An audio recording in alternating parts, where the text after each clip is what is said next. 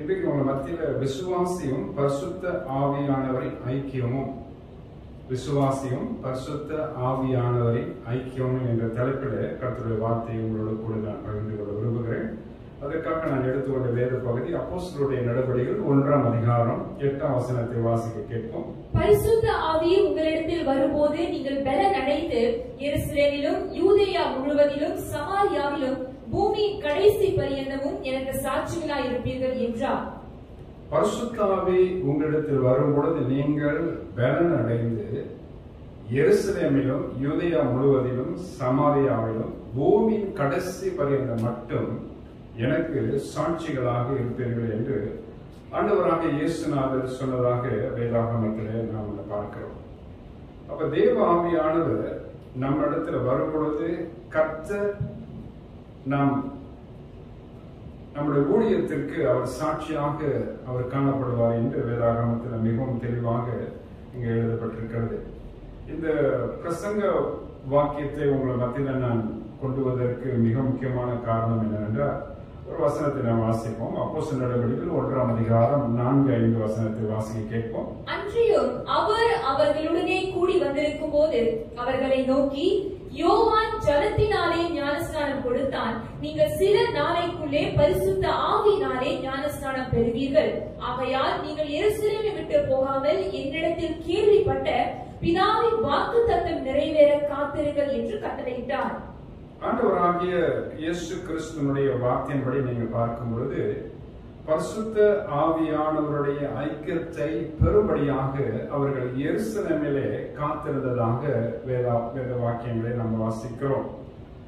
நீங்கள் உடனே இப்ப ஊழியத்தை செய்யுங்கன்னு சொல்லி ஆண்டவர் சொன்னாமல், நீங்கள் பரிசுத்தனுடைய அபிஷேகத்தை பெற்றுக்கொண்ட பிற்பாடுதான் ஊழியத்தை செய்யணும் அப்படின்னு சொல்லி ஆண்டவராகிய தேவனுடைய நடத்துதல் இங்கு அப்போஸ்தலர்கள் காணப்பட்டதாக இங்கு நாம் பார்க்கிறோம். அதன் அடிப்படையிலே நீங்கள் அப்போஸ்தலர் நடபடிகள் 2ஆம் அதிகாரம் 1 முதல் 4 வசனங்களை நீங்க வாசித்து பார்க்கும் பொழுது காத்திருந்த எல்லாரும் 120 பேரும் அபிஷேகம் பண்ணப்பட்டு கர்த்தருடைய வார்த்தை தைரியமாக பிரசங்கித்தார்கள் என்று அதே அதிகாரத்திலே நாம் வாசிக்கிறோம். ஆகவே விசுவாசியும் பரிசுத்த ஆவியானோட ஐக்கியம் என்ற தலைப்பில் நாம் கர்த்தருடைய வேத வாக்கியங்களை நாம் தியானிக்கிறதுனால பரிசுத்த ஆவியானோட ஐக்கியம் விசுவாசியோட வாழ்க்கையில மிக மிக முக்கியமாக இருக்கிறது. இன்றைய நாளில விசுவாசிகள் பரிசுத்த ஆவியானோட ஐக்கியத்தை அதிகமாக தேடுகிறார்களா? இந்த பரிசுத்த ஆவியானவர்களுடைய அந்நிய பாஷைகளை பேசி ஆண்டவருடைய திருநாமத்தை போற்றுகிறார்களா? அல்லது ஆண்டவருடைய தேவ வல்லமை பெற்றுக்கொண்டு கர்த்தருடைய ஊழியத்தை இந்த நாட்களில் விசுவாசிகள் எந்த அளவுக்கு செய்கிறார்கள், ஊழியக்காரர்கள் எந்த அளவுக்கு இதை திட்டமாக சபையில் போதிக்கிறார்கள் என்று நம்ம பல காரியங்களை இன்றைய நாளில் நாம் தியானிக்க போகிறோம். குறிப்பாக ஆரம்ப வசனத்தை பார்த்தீங்கன்னா அப்போஸ்தலர் 1:8 சொல்லப்பட்டிருக்கு, பரிசுத்த ஆவி உங்களுக்கு வரும்பொழுது நீங்கள் பலன் அடைவீர்கள்.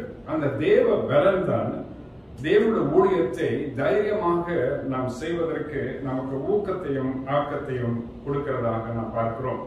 இன்னைக்கு 2 காரியத்தை உங்கள் மத்தியில் நான் முக்கியத்துவப்படுத்த விரும்புகிறேன். ஒன்றாவது, பரிசுத்த ஆவியானவர் விசுவாசிகளை உயிர்ப்பிக்கிறார் என்றும், இரண்டாவது பரிசுத்த ஆவியானவர் உயிர்ப்பிக்கப்பட்ட இருதயத்துல வாசம் பண்ணுகிறார் என்றும் 2 காரியத்தை நான் உங்கள் மத்தியில நான் பேசும்படி விரும்புகிறேன்.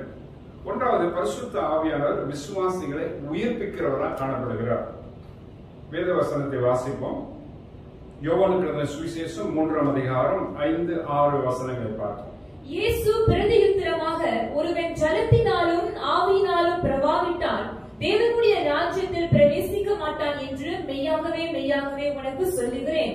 மாம்சத்தினால் பிறப்பது மாம்சமாய் இருக்கும், ஆவியினால் பிறப்பது ஆவியாய் இருக்கும். இங்க நம்ம வாசிக்கிறோம் 5ஆம் வசனத்துல ஆவியினால் பிறக்க வேண்டும் என்று வலியுறுத்தப்பட்ட ஒரு வார்த்தையை நாம் இங்க பார்க்கிறோம்.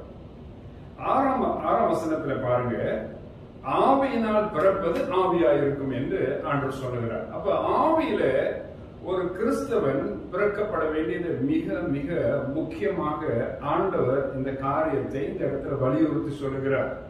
காரணம் என்னவென்றால், மாம்சம் அது ஒன்றுக்கும் உதவாது. ஆவியினால தேவ காரியத்துல தான் அவன் ஈடுபட்டு செய்ய முடியுமோடைய மாம்ச பலத்தினால அவனால் ஒன்றும் செய்ய முடியாது என்று நான் பார்க்கிறோம். அதனால ஆண்டவராக தேவன் சொல்றார், நீ ஆவியினால பிறக்கணும்.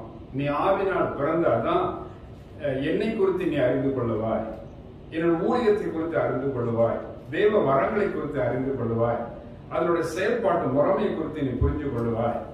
ஆகவே இந்த ஊழியமானது தேவ ஆவியினால நடத்தப்பட வேண்டிய ஊழியமாக இருக்க வேண்டும் என்று ஆண்டவர் இந்த இடத்துல சொல்லுகிறார். ஆகவே நீ மாம்சத்தில் இருக்கிற நீ பரிசுத்த ஆவியில நீர் உயிர்ப்பிக்கப்பட வேண்டும் என்று ஆண்டவர் வலியுறுத்தி சொல்லுகிற ஒரு வசனத்தை நீங்க பார்க்கிறோம். தொடர்ந்து ரோமர் 12ஆம் அதிகாரம் 2ஆம் வசனத்தை பாருங்கள். நீங்கள் இந்த பிரபஞ்சத்திற்கு ஒத்த வேஷம் தெரியாமல் தேவனுடைய நன்மையும் பிரியமும் பரிபூர்ணமுமான சித்தம் இன்னதென்று பகுத்தறியத்தக்கதாக உங்கள் மனம் புதிதாகிறதினாலே மறுரூபமாகுங்கள். பாருங்கள், அந்த வசனம் இப்ப எழுதப்பட்டிருக்கிறது. தேவனுடைய நன்மையும் பிரியமும் பரிபூர்ணமான சித்தம் இன்னதென்று பகுத்தறியத்தக்கதாக உங்களுடைய மனம் புதிதாகிறதுனாலே மறுரூபமாகுங்கள். அப்ப மனம் எப்படி புதிதாகும்? இங்க பரிசுத்த ஆவியானவரால தான் மனமே புதிதாக்கப்படுகிறது. இந்த மனம் புதிதான பிற்பாடு தான் தேவனுடைய நன்மையும் பிரியமும் ஆண்டவருடைய பரிபூர்ண சித்தம் இன்னதென்று ஒரு விசுவாசி கண்டுபிடிக்க முடியும். அந்த விசுவாசி பரிசுத்த ஆவியினால உயிர்ப்பிக்கப்படாமல் இருக்கிற நிலை வரலையும் தேவ காரியத்தை செவ்வையாக அவன் புரிந்து கொள்ளவோ விளங்கிக் கொள்ளவோ முடியாது என்று வேத வாக்கியங்கள் ரொம்பவே தெளிவாக ஆண்டவர் நமக்கு சொல்லுகிறார். தொடர்ந்து 2 கொரிந்தியர் 3ஆம் அதிகாரம் 17ஆம் வசனத்தையும் பாருங்கள். கர்த்தரே ஆவியானவர், கர்த்தருடைய ஆவி எங்கேயோ அங்கே விடுதலையும் உண்டு. கர்த்தரே ஆவியானவர், கர்த்தருடைய ஆவி எந்த இடத்துல இருக்கிறாரோ அங்கதான் விடுதலை உண்டு. அப்படி என்றால் ஒரு கிறிஸ்தவன் விடுதலையோடு அவன் ஊழியத்தை செய்யக்கூடும் என்றால், இல்ல அவனை அண்டி வருகிற மக்களுக்கு விடுதலையும் சுகமும் ஆரோக்கியத்தின் பலத்தையும் கொடுக்கப்பட வேண்டும் என்றால் அவன் முதலாவது பரிசுத்த ஆவியினாலே அவன் உயிர்ப்பிக்கப்பட்டிருக்க வேண்டும். அப்பொழுதுதான் மரித்து போயிருக்கிற, அதாவது சரீரத்துல, அதாவது ஆவிக்குரிய நிலையில ஒரு மனுஷன் மரித்து போயிருப்பான் என்றால் அவனை தேவ ஆவியானவர் கொண்டு உயிர்ப்பிக்க முடியும். அப்படிப்பட்ட சத்துவத்தின் வல்லமை உனக்குள்ள இருக்கிறது. ஆகவேதான் ஆண்டவர் ரொம்பவே தெளிவா சொல்றாரு, நீ நிச்சயமாக நீ பரிசுத்த ஆவியில நீ உயிர்ப்பிக்கப்பட வேண்டும் என்று மிகவும் தெளிவாக சொல்லி ஒரு ஊக்கத்தையும் ஆக்கத்தையும் கொடுத்து உற்சாகம் ஊட்டுகிறார். தொடர்ந்து 2 கொரிந்தியர் 2 பேதுரு 1ஆம் அதிகாரம் 3-4 வசனத்தை பாருங்கள். 2 பேதுரு 1ஆம் அதிகாரம் 3-4 வசனங்கள். தம்முடைய மகிமையினாலும் காருண்யத்தினாலும் நம்மை அழைத்தவரை அறிகிற அறிவினாலே ஜீவனுக்கும் தேவ பக்திக்கும் வேண்டிய யாவற்றையும் அவருடைய திவ்ய வல்லமையானது நமக்கு தந்தருளியதுமன்றி இச்சையினால் உலகத்தில் உண்டான கேட்டுக்கு தப்பி திவ்ய சுபாவத்திற்கு பக்குள்ளதாக பொருட்டு மகா மேன்மையும் அருமையுமான வாக்கு தத்தங்களும் அவைகளினாலே நமக்கு அளிக்கப்பட்டிருக்கிறது. இந்த 3-4 வசனத்தினோட சுருக்கத்தை பார்ப்போம். ஆண்டவர் சொல்றாரு, பரிசுத்த ஆவியுடைய திவ்ய வல்லமையை நீ பெற்று அனுபவிக்கணும் முதலாவது. இரண்டாவது, உலகத்தின் கேட்டுக்கு நீ அப்பதான் தப்ப முடியும் என்று சொல்ற. பரிசுத்த ஆவியோட திவ்ய வல்லமை ஒரு மனுஷனுக்குள்ள இருக்கக்கூடாத வரையிலும் அவனை உலக கேட்டுக்கு அவனால் தப்பித்துக் கொள்ளவே முடியாது. உலகம் அவனை ஜெயிக்க ஆரம்பிக்கும். அப்பொழுது இவன் சரியான ஒரு கிறிஸ்தவ வாழ்க்கை வாழ முடியாது. அப்புறம் பிற்பாடு ஆண்டவர் சொல்றாரு, திவ்ய சுபாவத்துக்கு நீ உட்பட வேண்டும் என்று சொல்றாரு. அப்ப 3 காரியத்தை இந்த வசனத்துல சொல்றாரு பாருங்க. இந்த 3 வசனம் 4 வசனம். ஒன்றாவது, பரிசுத்தாவியோட திவ்ய வல்லமை நீ பெற்று அனுபவிக்கணும். இந்த வல்லமை உலகத்தின் கேட்டுக்கு உன்னை விடுதலையாக்கும். பிற்பாடு திவ்ய சுபாவம் உடையவனாக நீ மாறப்படுவாய். ஆகவே யாரெல்லாம் பரிசுத்தாவினுடைய இந்த அபிஷேகத்தின் வல்லமையினால் உயிர்ப்பிக்கப்படுகிறார்களோ அவர்களுக்குள்ளாகத்தான் இப்படிப்பட்ட ஒரு மாறுதல் வர முடியும். இல்லாவிட்டால் அந்த ஒருபோதும் அவர்களுக்குள்ள மாறுதல் வரவே முடியாது. மாம்ச பிரயாசத்தினால ஆண்டவருக்கு ஊழியம் செய்ய முடியாது. ஆகவேதான் ஆண்டவர் சொல்றார், பரிசுத்தாவினுடைய திவ்ய வல்லமை முதலாவது பெற்றுக்கொள். 2வது, உலகத்தின் கேட்டுக்கு நீ தப்பணும். 3வது, திவ்ய சுபாவம். திவ்ய என்ற வார்த்தையினுடைய பொருள் என்ன? தெய்வீக சுபாவம். கடவுள் உனக்கு கொடுக்கிற சுபாவம் உனக்குள்ள வரும். அப்பொழுது மாத்திரமே நீ தேவனுடைய ஊழியத்தை திட்டமாக செய்ய முடியும் என்று ஆண்டவர் இந்த இடத்துல பேசுகிறார். மேலும் எபேசியர் 2ஆம் அதிகாரம் 1ஆம் வசனத்தையும் பாருங்கள். அக்கிரமங்களினாலும் பாவங்களினாலும் மரித்தவர்களாயிருந்த உங்களை உயிர்ப்பித்தார். அக்கிரமங்களினாலும் பாவங்களினாலும் மரித்தவர்களாய் இருந்த உங்களை உயிர்ப்பித்தார். அக்கிரமம், பாவம்.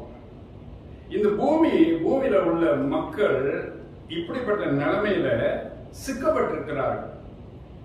அக்கிரமத்தினாலும் பாவத்தினாலும் அது மரித்து போய் கிடக்கிறான் பாருங்க. அவன் உயிர்ப்பிக்கப்படலன்னா அந்த அக்கிரமத்திலும் பாவத்திலும் மரித்தவர்களாய் இருந்த உங்களை ஆண்டவராகிய தேவன் உங்களை உயிர்ப்பித்தார். எப்படி உயிர்ப்பிக்க முடியும்? பரிசுத்தாவினுடைய வல்லமை கொண்டுதான் ஒரு மனுஷனை உயிர்ப்பிக்கப்பட முடியும். அப்ப ஆவியில் மரித்து போன மனுஷனை பரிசுத்தாவின் துணை கொண்டுதான் அவனை உயிர்ப்பித்து அவன் மேல கொண்டு வர முடியும். ஆக தேவ காரியத்தை நீங்கள் வரும் பொழுது நீங்கள் உங்களுடைய சுய பிரயாசத்தினாலோ உங்களுடைய மாம்ச சக்தியினாலோ ஆண்டவருடைய ஊழியத்தை ஆண்டவருக்காக செய்யவே முடியாது. ஒரு விசுவாசியானவன் விசுவாச வாழ்க்கையை மனுஷீக பிரகாரமா அவனுடைய சரீர சக்தியை கொண்டு ஆண்டவருக்காக வாழவே முடியாது. ஆகவேதான் அவனை பார்த்து ஆண்டவர் சொல்றாரு, நீ விசுவாசியா இருக்கிற நீ பரிசுத்த ஆவியானவரால் நீ உயிர்ப்பிக்கப்படணும். நீ உயிர்ப்பிக்கப்பட்டால்தான் நீ தேவனுக்கு உகந்த ஒரு நல்ல ஒரு ஊழியக்காரனா இருக்க முடியும், அல்லது ஒரு விசுவாசியா இருக்க முடியும் என்று கர்த்தர் பேசுறார். ஆமென். ஆகவே அக்கிரமங்களினாலும் பாவங்களால் மரித்தவர்களாய் இருந்த நம்மை ஆண்டவர் உயிர்ப்பிக்க வேண்டியது மிக மிக அவசியமா இருக்கிறது.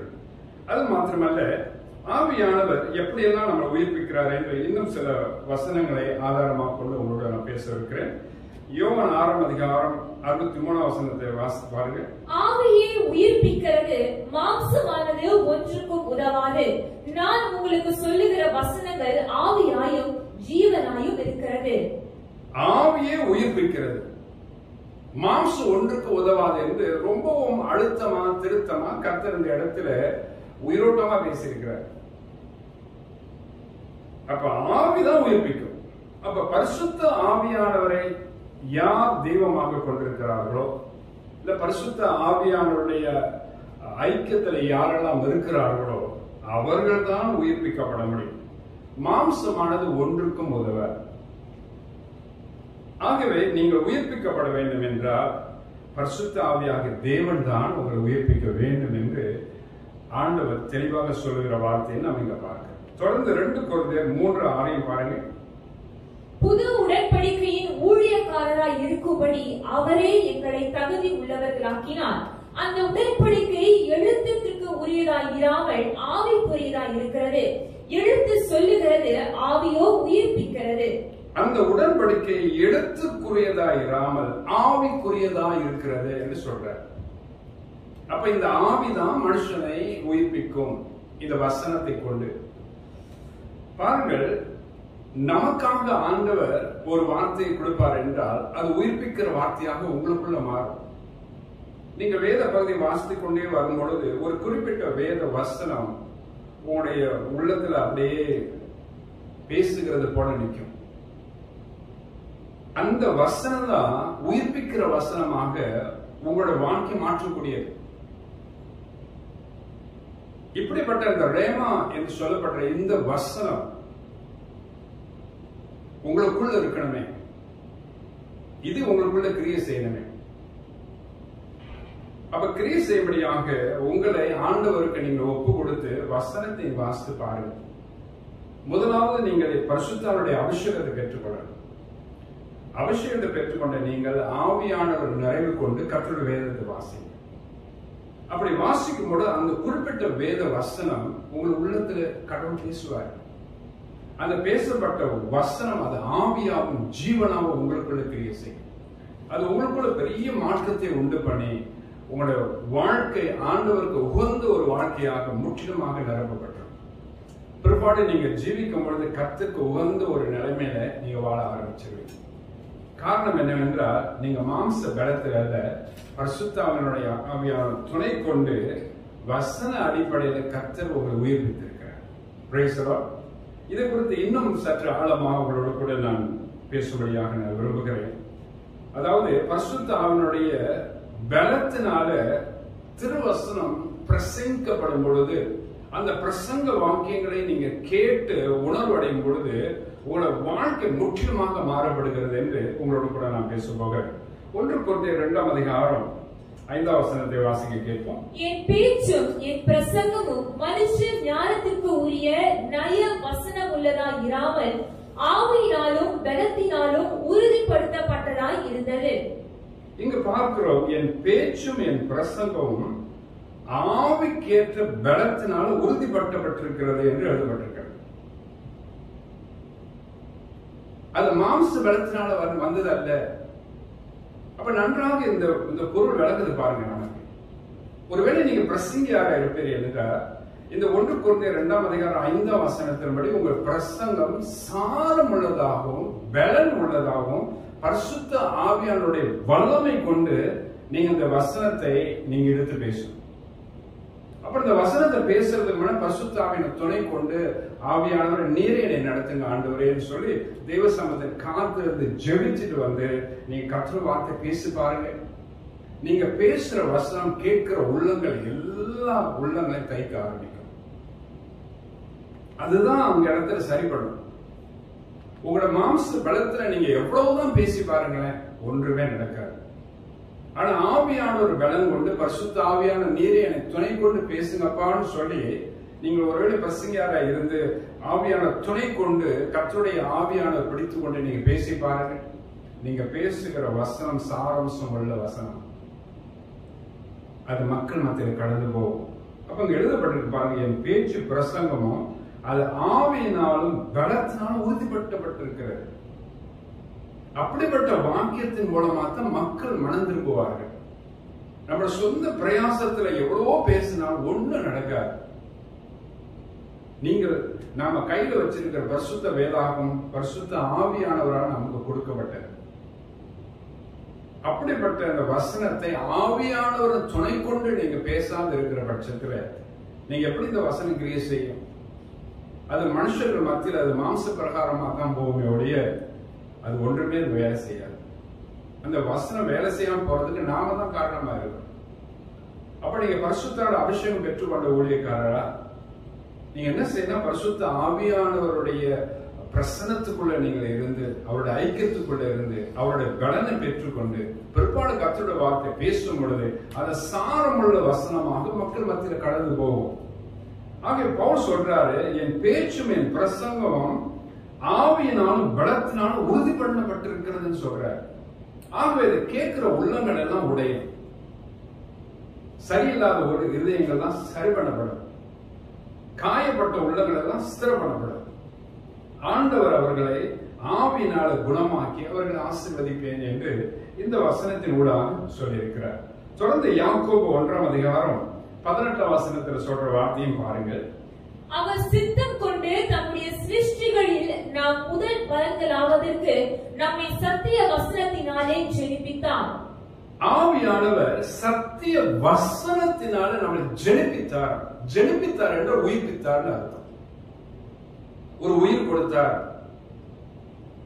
அப்போ ஒரு மனுஷன் இந்த பூமியில உலக காரியத்துல மூழ்கி போய் உலக பிரச்சனைக்குள்ள வாழ்ந்து கொண்டிருக்கிற மனுஷன் அவன் உள்ளமெல்லாம் உலகமா தான் இருக்கு. ஆனா அவனுக்கு ஆவிக்குரிய வார்த்தை தேவை. அது ஜீவன வல்லமயமாக அவனுக்குள்ள கடந்து போய் அவனுடைய வாழ்க்கை தலைகீழாக மாற்றக்கூடியதாக இருக்க வேண்டும் என்றால் சத்திய வசனத்தை கொண்டு அவன் ஜெனிப்பிக்கப்பட வேண்டும். அப்பொழுதுதான் அவனுக்குள்ள ஒரு மாற்றமே வரும். அப்ப ஆவியானவர் தான் அவனை மாற்றுகிறார் என்று இந்த வசனம் ரொம்பவே தெளிவா சொல்லப்பட்டிருக்கு பாருங்க. ஆக நம்மளுடைய சுய பிரயாசம் இந்த இடத்துல வீணா போகிறது. அப்ப ஆவியானவர் துணை கொண்டு நாம பேசுகிற வசனம் மனிதர்களை மாற்றுகிறது, மறுபடியும் உருவாக்குகிறது, அவர்களை ஜெனிப்பிக்கிறது, கிறிஸ்துக்குள்ள பரிசுத்த ஆவியானவருக்குள்ள மறுபடியும் பிறக்கும்படி செய்கிறது என்று ரொம்பவே அழகாக கடவுள் இங்கு சொல்லுகிறார். 1 பேதுரு 1ஆம் அதிகாரம் 23ஆம் வசனம் சொல்லுகிறதை கவனியுங்கள். அழிவுள்ள வித்தினாலே அல்ல, என்றென்றைக்கும் நிற்கிறதும் ஜீவனுள்ளதுமான தேவ வசனமாகிய அழிவில்லாத வித்தினால் ஜலத்தினாலே மறுபடியும் ஜெனிப்பிக்கப்பட்டிருக்கிறீர்களே. பரிசுத்த ஆவியானவர் துணை கொண்டு ஒரு விசுவாசியோட மாற்றம் எப்படி நடக்குதுன்னா, தேவ வசனமாகிய அழிவில்லாத வித்தினாலே அவர்கள் மறுபடியும் ஜெனிப்பிக்கப்பட்டிருக்கிறார்கள். அப்ப எதை கொண்டு மறுபடியும் ஜெனிப்பிக்கப்பட்டார்கள்? தேவ வசனமாகிய அழிவில்லாத வித்தினாலே மறுபடியும் ஜெனிப்பிக்கப்பட்டிருக்கிறார்கள். அவர் உயிர்ப்பிக்கப்பட்டிருக்கிறார்கள். அப்ப இங்க ரொம்பவே தெளிவா ஆண்டவர் சொல்றாரு, நம்மளுடைய சுய வார்த்தைகள் ஆயிரம் வார்த்தைகள் பேசுகிறதை காட்டிலும் கர்த்தருடைய வார்த்தையை தேவ ஆவியான துணை கொண்டு பேசும் பொழுது மக்களுடைய மனதை கர்த்தர் மாற்றி அவர்களை உயிர்ப்பிக்கிறார் என்று நாம் பார்க்கிறோம். அப்பொழுதுதான் ஒரு திருச்சபை ஸ்திரப்படும். அப்பதான் அந்த திருச்சபை தரத்துல பெருகும், வளரும். இல்லை என்றால் தரத்துல திருச்சபை வளர்வதற்கு வாய்ப்பே இல்லை. அப்ப ஆவியானவர் துணை கொண்டு விசுவாசிகள் வாழ வேண்டும், ஜீவிக்க வேண்டும் என்று இங்க ரொம்பவே தெளிவா ஆண்டவர் எடுத்து சொல்லுகிறார். தொடர்ந்து 1 கொரிந்தியர் 4ஆம் அதிகாரம் 15ஆம் வசனத்துல நாம் வாசிப்போம். கிறிஸ்துவுக்குள் 10,000 உபாத்தியாயர்கள் உங்களுக்கு இருந்தாலும் தகப்பன்மார் அநேகர் உங்களுக்கு இல்லையே. கிறிஸ்து இயேசுவுக்குள் சுவிசேஷத்தினால் நான் உங்களை பெற்றேன். கிறிஸ்து இயேசுவுக்குள் சுவிசேஷத்தினால் தான் நான் உங்களை பெற்றேன். இந்த வசனத்தை பவுல் எவ்வளவு அழகா சொல்றார் பாருங்க.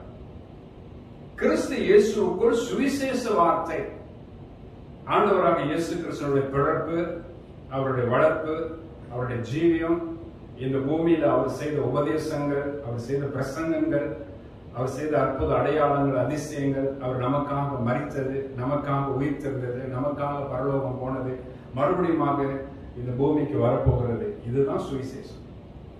இந்த சுவிசேஷம் ஒரு மனுஷனுக்குள்ள கடந்து போகும் பொழுது இதுதான் அவனை உயிர்ப்பிக்கிறது என்று நான் பார்க்கிறேன். அப்ப 1 கொரிந்தியர் 4:15 சொல்லுகிறது, கிறிஸ்து இயேசுவுக்குள் சுவிசேஷத்தினால நான் உங்களை பெற்றேன். அப்ப ஆண்டவருடைய வார்த்தை வசனம் மனுஷர்களை உயிர்ப்பித்துக் கொண்டு வருகிறது என்று ரொம்பவே அழகாக கர்த்தர் இங்கு சொல்லுகிறார். இறுதியாக ஒரு வார்த்தை நான் சொல்லி முடிக்க விரும்புகிறேன் இந்த முதல் பகுதியை. அதாவது, இப்படி நீங்க உயிர்ப்பிக்கப்பட்டிருக்கிறீர்கள் என்றால் பரிசுத்த ஆவியான பலன் உங்களுக்குள்ள கிரியை செய்யும். இந்த பரிசுத்த ஆவியான பலன் உங்களுக்குள்ள கிரியை செய்யும் பொழுது ரோமர் 14ஆம் அதிகாரம் 17ஆம் வசனத்தின்படி நமக்குள்ள ஒரு கிரியை நடக்கிறது. வாசிப்போம். ரோமர் 14:17. தேவனுடைய ராஜ்யம் புசிப்பும் குடிப்பும் அல்ல, அது நீதியும் சமாதானமும் பரிசுத்த ஆவியினால் உண்டாகும் சந்தோஷமுமாய் இருக்கிறது. இப்படிப்பட்ட மனுஷனை தான் ஆண்டவர் உயிர்ப்பிப்பார். கிறிஸ்துக்குள்ள பரிசுத்த ஆவியானவரின் ஐக்கியத்துக்குள்ள வாழுகிற ஒரு மனுஷன் தான் தேவ ராஜ்யத்துக்கு உரியவனா மாறப்படுகிறான் என்று ரோமர் 14:17 வாசிக்கிறோம். தேவனுடைய ராஜ்யம் புசிப்பும் குடிப்பும் அல்ல, அது நீதியும் சமாதானம் பரிசுத்த ஆவியினால் உண்டான சந்தோஷம். அப்ப பரிசுத்த ஆவியானவர் தான் தேவ சந்தோஷம், சமாதானத்தை, தேவ நீதி அவனுக்குள்ள நடப்பித்து இந்த பூமியில முறையாக கிறிஸ்துவ நல்ல வாழ்க்கை வாழ செய்து காலம் வரும் பொழுது அவனுடைய தேவ ராஜ்யத்துக்குள்ள அவனை சேர்த்துக் கொள்கிறார். அப்ப பரிசுத்த ஆவியினுடைய ஒரு உருமாற்றம், ஒரு ஐக்கியம் எவ்வளவு அவசியமா இருக்கிறது என்று இங்க நம்ம ரொம்பவே தெளிவா நாம் பார்க்கிறோம். அப்ப பரிசுத்த ஆவியானவர் விசுவாசிகளை உயிர்ப்பிக்க வேண்டியது மிக மிக மிக அவசியமா இருக்கிறது. ஆமென். கர்த்தரோட கூட இருப்பாராக. 2வது பகுதிக்கு நான் உங்களோடு கூட நான் வர இருக்கிறேன். கொஞ்சம் வாசிப்போம். அதாவது உயிர்ப்பிக்கப்பட்ட, அதாவது பரிசுத்த ஆவியானால உயிர்ப்பிக்கப்பட்ட இருதயத்துல பரிசுத்த தேவன் அங்கு வாசம் பண்ணுகிறார். பரிசுத்த ஆவியான உயிர்ப்பிக்கப்பட்ட இருதயத்துல அவர் வாசம் பண்ணுகிறார். இது ரொம்பவே நல்ல காரியம். இப்ப வெளியில இருந்த கடவுள் இப்ப நமக்குள்ள வந்து விட்டார். இப்ப நம்மளோடு கூட தங்கி இருக்க போகிறார். அது எவ்வளவு ஒரு அருமையான காரியம். இது குறித்து வேதம் என்ன சொல்கிறது என்று நாம் பார்ப்போம். 1 கொரிந்தியர் 3ஆம் அதிகாரம் 16ஆம் வசனத்தை பாருங்க. நீங்கள் தேவனுடைய ஆலயமாய் இருக்கிறீர்கள் என்றும் தேவனுடைய ஆவி உங்களில் வாசமாய் இருக்கிறார் என்றும் அறியாதிருக்கிறீர்களா? நீங்கள் தேவனுடைய ஆலயமாய் இருக்கிறீர்கள் என்றும் தேவனுடைய ஆவி உங்களில் வாசமாய் இருக்கிறார் என்றும் நீங்கள் அறியாதிருக்கிறீர்களா? நாமெல்லாம் தேவனுடைய ஆலயம் என்று ஆண்டு சொல்றார். இது வெறும் சரீரமா இருந்தது, மாம்ச பிரகாரம் வெறும் சரீரமா இருந்த இந்த சரீரம் என்றைக்கு பரிசுத்த ஆவியானவர் உள்ள வந்துட்டாரோ அன்றைக்கு இது தேவனுடைய ஆலயமா மாறப்படுகிறது. அந்த ஆண்டவராக தேவன் சர்வ வல்லமுள்ள கடவுள், வானத்திற்கும் பூமிக்கு மேலான கடவுள், அண்ட சராசரங்களை படைத்த தெய்வம், மகா பரிசுத்தமுள்ள தேவன். அப்படிப்பட்ட தெய்வம் நமக்குள்ள வந்து வாசம் பண்ணுகிறார். அவர் நம்மளோடு கூட தங்கியிருக்கவும் விரும்புகிறார். ஆக யாருடைய சரீரத்தில் ஆண்டவர் வந்து தங்குவார் என்று நாம் பார்க்கும் பொழுது முதல் பகுதியை நாம தியானித்த ஞாபகம் இருக்கா? பரிசுத்த ஆவியினால உயிர்ப்பிக்கப்பட்டவருடைய இருதயத்துல தான் ஆண்டவர் வருவார். Praise the Lord. ஹல்லேலூயா. இப்ப கடவுள் உங்களுக்குள்ள வரும்படியாக நீங்கள் வாஞ்சிக்கணும். கர்த்தர் உங்களோடு கூட இருந்த அவருடைய வாழ்க்கை தரமே மாறி போகும். நீங்கள் ஆண்டவருக்கு உகந்த ஒரு நல்ல மனிதர்களாக அந்த பூமியில வாழ்வீர்கள். அவருக்கு ஏற்ற ஜனங்களாக இருப்பீர்கள். அவர் இருதயத்துக்கு பிரியமா நீங்க ஜீவிக்க ஆரம்பிச்சிருவீங்க. அதுதான் கடவுள் விரும்புகிறார். அப்படிதான் ஒவ்வொரு விசுவாசம் இருக்க வேண்டும் என்று கர்த்தர் வேதத்திலே எழுதி வைத்திருக்கிறார். ஆகவே நாம் தேவனுடைய பிள்ளைகளா இருக்கிற நாம் தேவனுடைய ஆலயமா இருக்கிறது மாத்திரமல்ல, அந்த ஆலயத்துக்குள்ள ஆண்டவர் உட்பிரவேசித்து அங்க அவர் தங்கவும் விரும்புகிறார். ஆமென். இன்னொரு வேத பகுதியை வாசிங்கள். 1 கொரிந்தியர் 6ஆம் அதிகாரம் 19வது வசனம். உங்கள் சரீரமானது நீங்கள் தேவனாலே பெற்றும் உங்களில் தங்கியும் இருக்கிற பரிசுத்த ஆவியினுடைய ஆலயமாய் இருக்கிறது என்றும் நீங்கள் உங்களுடையவர்கள் அல்லவென்றும் அறியீர்களா? நீங்கள் உங்களுடையவர்கள் அல்ல என்று அறியீர்களா? இந்த வசனத்தினுடைய கொஞ்சம் கருத்தை நான் சொல்லும்படி விரும்புகிறேன். இவ்வளவு காலம் நாம் நம்முடையவர்களாகவே வாழ்ந்து வந்தோம். நம்முடைய பேச்சு, நம்முடைய செய்கை, நம்முடைய நடக்கை, நம்முடைய கொள்கை, நம்முடைய செயல்பாடு, இப்படிதான் நம்ம வாழ்ந்து வந்தோம். நம்ம மாம்சத்தில் இருக்கிறவர்கள் மாம்ச பிரகாரமா இப்படிதான் மனுஷர்கள் வாழ்வார்கள். ஆனா இங்க வசனம் சொல்லப்படுகிறது 1 கொரிந்தியர் 6:19 உங்கள் சரீரமானது நீங்க தேவனால பெற்றும் உங்களில் தங்கியும் இருக்கிற பரிசுத்த ஆவியினுடைய ஆலயமா இருக்கிறது என்றும் நீங்கள் உங்களுடையவர்கள் அல்ல என்றும் அறியீர்கள். நம்ம பரிசுத்த ஆவியாருடைய ஆலயமாக நம்ம மாறப்பட்டுட்டோம். இந்த ஆலயத்துக்குள்ள ஆண்டவர் வந்து தங்க ஆரம்பிக்கிறார். இப்ப நம்மளுடைய பேச்சு அல்ல, தேவன் பேச சொல்றது நம்ம பேசணும். இப்பொழுது நம்மளுடைய செய்கை அல்ல, நாம் என்ன செய்யணும்னு அவர் நமக்கு என்ன கட்டளை எடுக்கிறாரோ அதை நாம செய்யணும். நாம விரும்புகிற இடத்துக்கு நாம போறதுக்கு இல்ல, அவர் எங்க போக சொல்றாரோ அங்க நம்ம போகணும். அப்போ நம்மளுடைய வாழ்க்கையில முழு கண்ட்ரோலையும் அவர் எடுத்துக்கொள்றார். இது அன்பினால கர்த்தர் செய்யறார். நமக்கு தீமையான பாதையை நம்மளை விட்டு விலகி நேர்த்தியான அழகான பாதையில, செம்மையான பாதையில, அவருக்கு உகந்த ஒரு நல்ல பாதையில, ஜீவனுக்கு போகிற பாதையில, பரலோக பாக்கியத்தை பெறுகிற பாதையில கர்த்தர் நம்ம நடத்துகிறார். ஆகவேதான் உங்களுடைய சரீரத்தை முழுமையாக அவர் பொறுப்பெடுத்துக் கொள்ள விரும்புகிறார். இப்பொழுது நீங்க பேசணும்னா அவர் சொல்றதை நீங்க பேசணும். இப்ப நீங்க செய்யணும்னா அவர் சொல்றதை நீங்க செய்யணும். ஒரு இடத்துக்கு போகணும்னா அவர் சொல்ற இடத்துக்கு நீங்க போகணும். அப்ப அவரே உங்களை நடத்தணும். ஏனென்றால் அவர் உங்களுடைய சரீரத்தை தேவ ஆலயமாக கருதி அவர் உங்க சரீரத்துக்குள்ளே தங்கிவிட்டார். இன்னொரு வேத பகுதி பாருங்கள். யோவானுக்கு எழுதின சுவிசேஷம் 14ஆம் அதிகாரம் 17ஆம் வசனத்தை பாருங்கள். உலகம் அந்த சத்திய ஆவியானவரை காணாமலும் அறியாமலும் இருக்கிறபடியால் அவரை பெற்றுக் கொள்ள மாட்டாது. அவர் உங்களுடனே வாசம் பண்ணி உங்களுக்குள்ளே இருப்பதால் நீங்கள் அவரை அறிவீர்கள். அவர் உங்களுக்குள்ளே வாசம் பண்ணி உங்களுக்குள்ளே இருப்பதால் நீங்க தான் அவர் அறிவீர்கள். அவர் உங்களுக்குள்ளே வாசம் பண்ணுகிறவர், அவர் உங்களுக்குள்ளே இருக்கிறவர். அவர் உங்களுக்குள்ளே வாசம் பண்ணி உங்களுக்குள்ளே இருப்பதால் நீங்கள் அவரை அறிவீர்கள். ஆவியாகிய தேவன் உங்களுக்குள்ளே இருக்கிறார் என்பதை நீங்கள் அறிந்து கொள்வீர்கள். நாம் தேவனுடைய பிள்ளைகளா இருக்கிறோம் என்று ஆவியானவர் தாமே நம்முடைய ஆவியுடன் கூட சாட்சி கொடுப்பார். அவர் நம்முடைய இருதயத்தில் வந்து தங்கி விடுவார், நம்மளோடு கூட இருப்பார். Praise the Lord. Hallelujah. இந்த மகிமையான காரியத்துக்குள்ள நம்ம எல்லாம் வரணும். அப்படி வரும்படியாக உங்களுடைய வாழ்க்கை முற்றிலுமா ஒப்புக் கொடுக்கணும். அப்படிப்பட்ட இருதயத்தின் மேல ஆண்டவர் ரொம்பவே பிரியமுள்ளவராய் இருக்கிறார். அப்ப பரிசுத்த ஆவியானவர் உங்களுடைய இருதயத்துல அவர் வாசம் பண்ண விரும்புகிறார். அவர் உங்களுக்குள்ளே வாசம் பண்ண விரும்புகிறார். ஆமென், ஹல்லேலூயா. ஆக இப்படிப்பட்ட நல்ல காரியம் உங்களுக்குள்ள நடக்க வேண்டும் என்று தேவன் பிரியப்படுறார். இது எத்தனை விசுவாசிகள் வாஞ்சிக்கிறீங்க? இப்படிப்பட்ட பலத்தோடு நீங்கள் வாழணும், இப்படிப்பட்ட ஐக்கியத்தோடு வாழணும், ஆண்டவரே உங்களோட வாழ்க்கையை முழுமையா பொறுப்பெடுக்கணும்னு சொல்லி எவ்வளவு பேருக்கு அந்த ஆசை உண்டு? அப்ப உயிர்ப்பிக்கப்பட்ட இருதயத்துல ஆவியானவர் வாசம் பண்ணுகிறதாக நாம் பார்க்கிறோம்.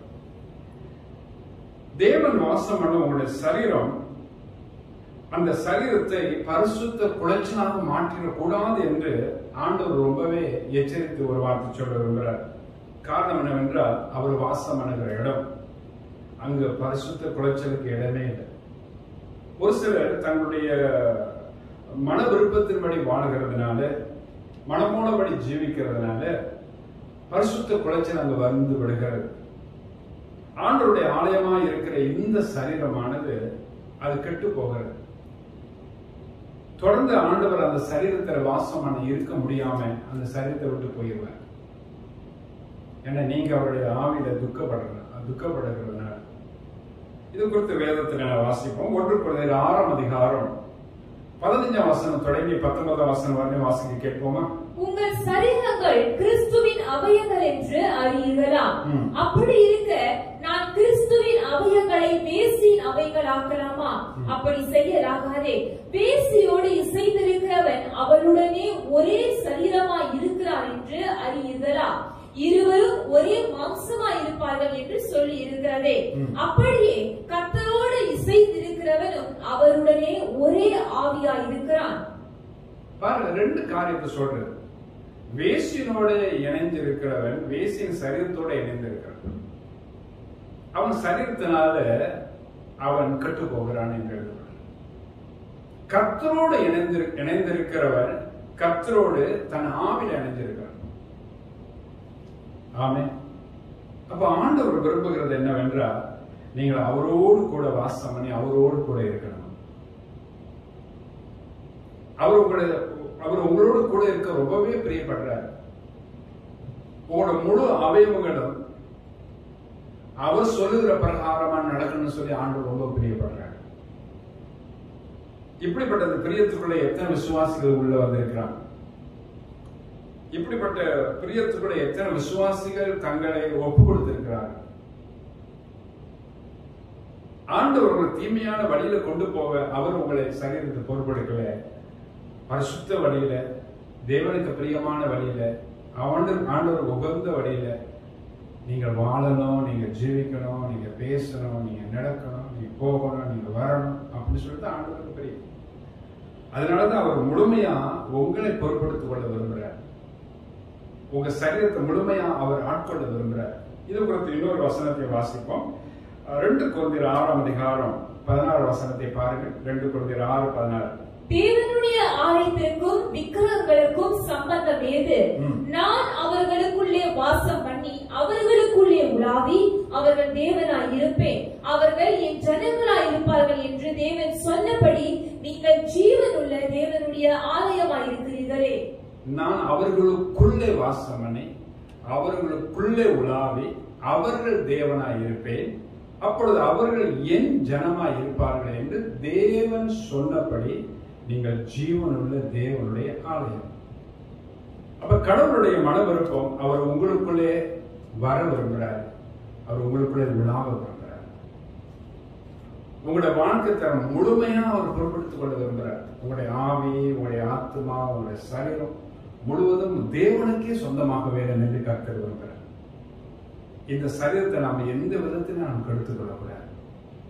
இந்த சரீரத்தை முழுமையா ஆண்டவருக்கே நாம் ஒப்புக்கொள்வோம். காரணம் என்னவென்றால், அவர் நமது சரீரத்தில் வாசம் பண்ண விரும்புகிறார். மாம்ச எண்ணங்களுக்கு, சிந்தனைகளுக்கு நாம் உட்பட்டு ஆட்கொண்டு வாழக்கூடாது. கலாத்தியர் 5ஆம் அதிகாரம் வசனம் 19, 20, 21 வசனத்தை நீங்க படி பார்த்தீங்கன்னா 17 விதமான மாம்ச கிரியைகளுக்கு மனுஷர் உட்படுவார்கள். உபச்சாரம், வேசித்தனம், அசுத்தம், காம உதாரம் விக்கிர ஆராதனை, பில்லிசூரியம், பகைகள், விரோதங்கள், வைராக்கியங்கள், கோபங்கள், சண்டைகள், பிரிவினைகள், மார்க்க பேதங்கள், பொறாமைகள், கொலைகள், வெறிகள், களியாட்டுகள் என்று 17 விதமான பாவ கிரியைகளை அங்க லிஸ்ட் போட்டு காட்டப்பட்டிருக்கிறார். இப்படிப்பட்ட கிரியைகளை செய்கிறவர்கள் தேவனுடைய ராஜ்யத்தில் பிரவேசிக்க மாட்டார்கள். அப்ப ஆண்டவர் பரலோக ராஜ்யத்தில் உங்களை கொண்டு போகத்தான் அவர் ரொம்பவே பிரியப்படுறார். நீங்கள் காலம் முழுவதும் பூமிக்குரியவர்களா வாழ்ந்து பூமிக்குரியவர்களாகவே ஜீவனம் பண்ணி இந்த பூமியில அழிய கர்த்தர் அவர் விருப்பம் கிடையாது. ஒரு வசனத்தை நாம் தியானத்தை ஞாபகம் உண்டு அவங்களுக்கு. 1 கொரிந்தியர் 4ஆம் அதிகாரம், ரோமர் 14ஆம் அதிகாரம் 17ஆம் வசனத்தை நாம் தியானித்தோம். தேவனுடைய ராஜ்யம் புசிப்பும் குடிப்பும் அல்ல, அது நீதியும் சமாதானம் பரிசுத்த ஆவியினால் உண்டான சந்தோஷம் என்று நான் வாசித்தேன். அப்ப தேவன் அவருடைய தேவ சந்தோஷத்தினால உங்களை உருமாற்றம் செய்து நீங்கள் நீதி உள்ள சமாதானம் உள்ள வாழ்க்கை வாழ்ந்து பிற்காலங்களில் நீங்க அந்த பூமியை விட்டு மறிக்கும் பொழுது தேவனுடைய லோகத்துக்கு கர்த்தர் உங்களை கொண்டு போகிறார். அப்ப தேவ சந்தோஷத்தை நீங்க பூரணமாக நீங்க அனுபவிக்க இப்படிப்பட்ட நிலையில நீங்கள் மாறுதல் அடைய வேண்டியது அவசியமா இருக்கிறது. 2 காரியங்களை நாம் தியானித்தோம் இந்த காலை வேளையிலே. ஒன்றாவது, பரிசுத்த ஆவியானவர் அவர் உயிர்ப்பிக்கிறார் என்றும், இரண்டாவது, பரிசுத்த ஆவியானவர் உயிர்ப்பிக்கப்பட்ட இருதயத்தில் வாசம் பண்ணுகிறார் என்றும் நாம் தியானித்தோம். ஆகவே உங்களுடைய வாழ்க்கை முற்றிலுமாக பரிசுத்த ஆவியானவருக்கு ஒப்புக் கொடுங்கள். யாரெல்லாம் பரிசுத்த அவனுடைய அபிஷேகம் பெறாது இருக்கிறீர்களோ, ஒரு சிலருக்கு பரிசுத்த ஆவியின் அபிஷேகம் என்றால் என்ன என்று கேட்பார்கள். நீங்கள் அப்போஸ்தலர் நடவடிக்கைகள் 2ஆம் அதிகாரம் 1 முதல் 4 வசனத்தை நீங்கள் வாசித்து பாருங்கள். அதுல அழகான ஒரு விளக்கம் பரிசுத்தாவினுடைய அபிஷேகம் என்றால் என்ன என்று எழுதப்பட்டிருக்கிறது. அப்ப பரிசுத்த உங்களிடத்தில் வரும், தேவ ஆவியானவர்களை நிரப்புவார். நீங்கள் அந்நிய பாஷைகளை நீங்க பேச ஆரம்பிப்பீர்கள். இந்த பாஷைகள் உங்களுக்கு நல்ல ஒரு தைரியத்தையும் ஒரு உற்சாகத்தையும் ஒரு பலனையும் உங்களுக்குள்ள கொண்டு வரும். இதுதான் பரிசுத்த ஆவியானவருடைய வல்லமையின் அபிஷேகம். இதெல்லாம் ஆரம்ப வசனத்தில் நாம் தியானித்தோம். பரிசுத்த ஆவியானவருடைய வரும்போது நீங்கள் பலன் அடைந்து, நீங்க 1 கொரிந்தியர் 14ஆம் அதிகாரம் 2ஆம் வசனத்தை வாசித்து பாருங்க. அந்நிய பாஷை பேசுகிறோம், ஆவியில ரகசியங்களை பேசினாலும் அவன் பேசுகிறது ஒருவனும் அறியாத இருக்கிறபடியால் அவன் மனுஷனிடத்தில் பேசாமல் தேவனிடத்தில் பேசுகிறான். அதே 1 கொரிந்தியர் 14ஆம் அதிகாரம் 4ஆம் வசனத்தை வாசித்து பாருங்க. அப்படி பேசுகிறவர் தங்களுக்கு தாங்களே பக்தி விருத்து உண்டாக பேசுகிறார்கள். அப்ப இது எவ்வளவு ஒரு அவசியம் என்பதை நீங்கள் தியானித்து பாருங்க. 1 கொரிந்தியர் 14ஆம் அதிகாரம் 18ஆம் வசனத்தில் பவுல் சொல்றாரு, உங்களை எல்லாரிலும் நான் அதிகமான பாஷைகளை பேசுகிறேன், அதற்காக என் தேவனை சோஸ்தரிக்கிறேன் என்று சொல்றேன். அதிகமா பாஷைகளை பேசுறாரு, அந்நிய பாஷைகள். அவருக்கு தெரிஞ்சிருச்சு, நான் பேசும் பொழுது நான் ஆண்டவரோடு கூட நான் கிட்டி சேருகிறேன், தேவனோடு கூட நான் ஐக்கியப்படுகிறேன், நான் பிதாவாகிய தேவனோடு நான் முகமுகமா பேசுகிறேன், அவரோடு கூட நான் ஐக்கியப்படுகிறேன், நான் ஐக்கியத்தில் வளர்கிறேன், எனக்குள்ள அந்த விசுவாச அளவு பெறுகிறது. இதெல்லாம் எழுதப்பட்டிருப்பாங்க. எனக்குள்ள அந்த வல்லம் இருக்கிறது, நான் வல்லமையோடு பிரசங்கிக்க இந்த அபிஷேகம் எனக்கு தேவை. வியாதியஸ்தர் வரும் பொழுது அவர்கள் தொடும் பொழுது தேவ வல்லமை அவர்களுக்குள்ள இறங்கி அவர்களை சுகப்படுத்த இந்த வல்லமை அவசியம். அசுத்தாவின் வல்லமையினால் கட்டப்பட்டு வருகிற மக்களுக்கு விடுதலை கொடுக்க இந்த அபிஷேகம் எனக்கு வேணும். இதெல்லாம் அவர் அறிந்திருந்தார். இப்படிப்பட்ட ஊழியத்தை தான் பரிசுத்த பவுல் செய்தார். இதே ஊழியத்தை தான் இன்றைக்கு நாமளும் செய்யணும். அப்ப நம்ம செய்ய வேண்டும் என்றால் இந்த 2 முக்கியமான காரியத்தை நீங்க கைக்கொள்ளணும். ஒன்றாவது, பரிசுத்த ஆவியானவர் உங்களை உயிர்ப்பிக்க வேண்டும். இரண்டாவது, பரிசுத்த ஆவியானவர் உயிர்ப்பிக்கப்பட்ட இருதயத்துக்குள்ள வாசம் பண்ணுகிறாரே, அதை நீங்கள் அறிந்து கொள்ள வேண்டும். அவருடைய ஐக்கியத்தை நீங்க நாட வேண்டும், தேட வேண்டும். கர்த்தர் என்றென்று உங்களோடு கூட இருந்து உங்களை திட்டமா நடத்துவார். நீங்க ஒருவேளை தேவனுடைய ஊழியக்காரராக இருக்கலாம் அல்லது விசுவாசியா இருக்கலாம், யாரா இருந்தாலும் சரி, இந்த ஐக்கியத்தை நீங்க விட்டுவிடவே கூடாது. இது உங்களை அதிகமாக தேவ காரியத்தில் இன்னும் முன் செல்ல ஒரு உந்துதல் சக்தி போல கலந்து கொண்டே இருக்கும்.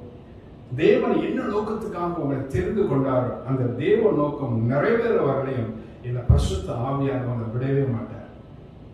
அப்படிதான் பவுல் ஊழியத்தை செய்தார். ஓட்டத்தை ஓடினார், அது ஜெயமாக ஓடி முடித்தார். அந்த அளவுக்கு பரிசுத்த ஆவியானவர் அவரோடு இருந்து கிரியை செய்தார்.